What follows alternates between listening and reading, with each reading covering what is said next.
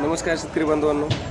तर दिनांक 24 एप्रिल जे कृषी उत्पन्न बाजार समिती वसमतमध्ये बोलीबीट होत आहे, त्या बोलीबीटात शेतीमालाचे बाजारभाव थोडेफार 500 ते 600 रुपयांनी कमी झालेले आहेत.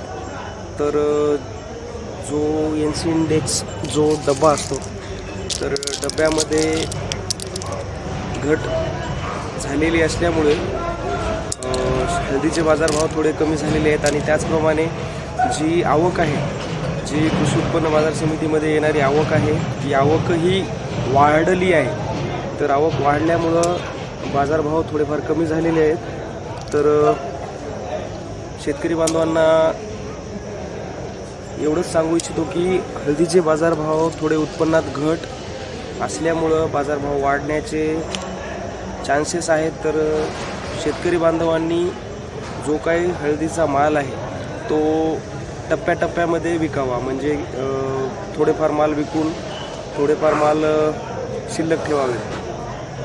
कारण चांगल्या क्वालिटीचे माल नंतर भेटणं खूप मुश्किल आहे. आणि सध्या थोडीफार आवक वाढलेली आहे, त्याच्यामुळं हळदीचे बाजारभाव थोडेफार कमी झालेले आहेत. चांगल्या गुणवत्तेची हळद शेतकऱ्याकडे जर असेल तर शेतीमाल ठेवावेत.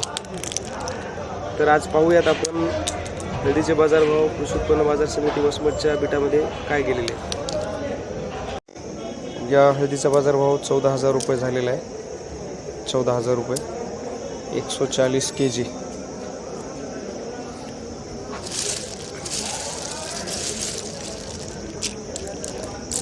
kg.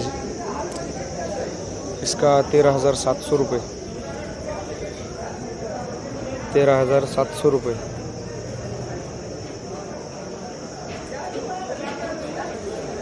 इस गट्ठे का रेट हुआ है 13,200 रुपये. 13,200 रुपये.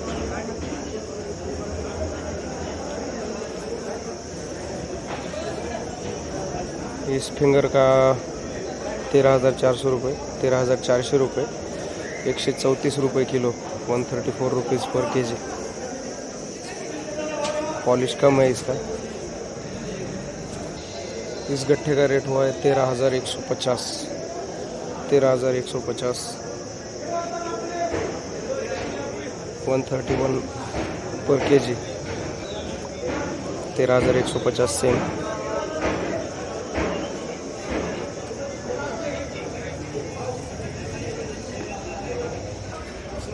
14,455. 14,455.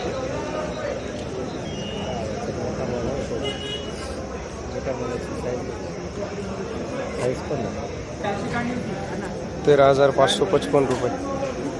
13,555 रुपये. 135 रुपीज़ kg.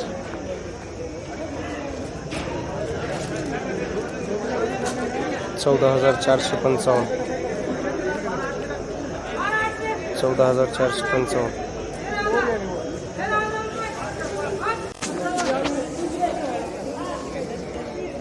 13,655. 136. 140. 140. 14,000 रुपये.